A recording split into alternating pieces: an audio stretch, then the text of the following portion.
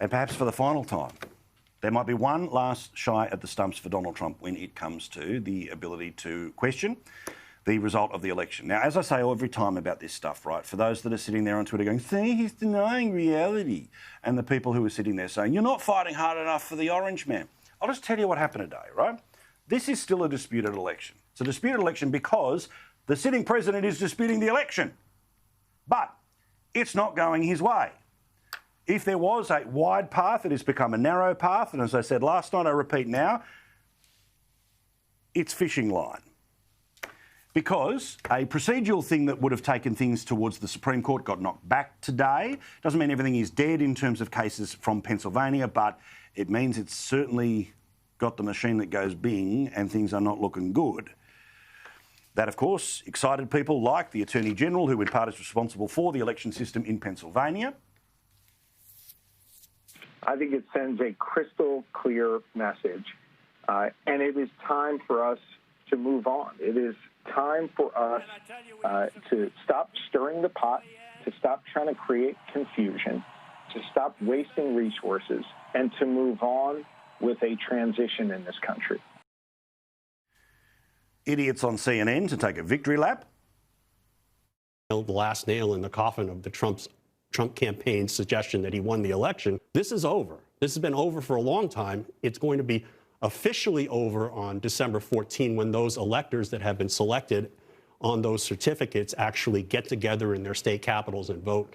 But this cake has been baked for a long time, and it's just crazy that all of this is still going on. It's just gotten to the point of just delusion, a combination of delusion and an absolute mendacity.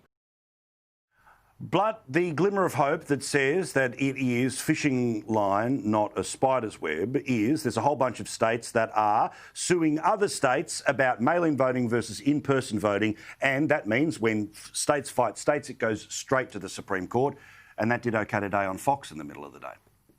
Well, another 12 uncounted votes mysteriously appeared yesterday. After last week, they just mysteriously found 55 other uncounted votes turning up. And the statistical analysis done here in this case by an expert shows if you had the same rejection rate as in 2016 in Georgia, we'd expect it to be higher. But if you just had the same, that would be a net gain of 25,587 votes for President Trump, more than double the margin he would need in Georgia. This is a concise history of how Democrats changed the laws, eliminated the safeguards, mass mailed out ballots to change the electoral system in a massive national experiment. Let's talk about it now with James Morrow from The Outsiders, Gary Hardgrave in beautiful Brisbane, and showing me how it works here in Danistan is none other than the great Stephen Conroy. I'll start with you first, James.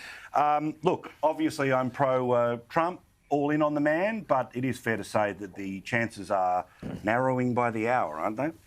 Yeah, look, they are narrowing, Paul, and there just doesn't seem to be any appetite among any of the judicial bodies to make the sort of change that would make the sort of ruling that would allow him a wider path and potentially allow some of these challenges to take place. I think the real disgrace here is not so much, the fraud. I think there probably was fraud in some of these places, not huge conspiratorial fraud, but the bigger real problem is the one that you hit on just a moment ago. And that is the way the states decided to change the rules by administrative fiat without any of the sort of checks and balances and safeguards that should have been taking place with those sorts of things, to allow this huge surfeit of mail-in ballots, vote harvesting, and this very strange situation where Donald Trump won many more votes than he did the last time around, still lost, where the Republicans flipped many, many seats in the Congress that they were supposed to have lost a lot of seats in. None of this really quite stacks up. That said, I think the Republicans would be well advised at this point